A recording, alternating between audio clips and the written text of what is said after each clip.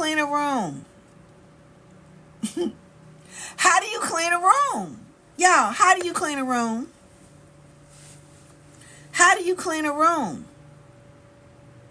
Do you sit there and look at all the mess, the disorganization in the room?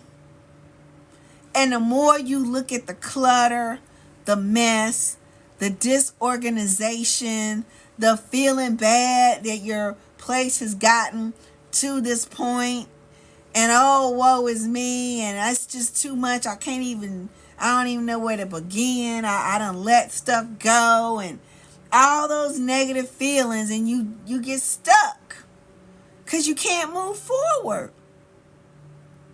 But tell me, what has to end up happening once you looking at all the mess, right? Reflecting on, how did it get this way? How could I do, you looking at the past, how could I let myself down? Oh my God, maybe I'm just not good enough. All them negative things, what really has to happen?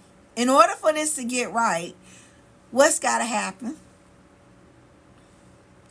You got to clean it up. That's what.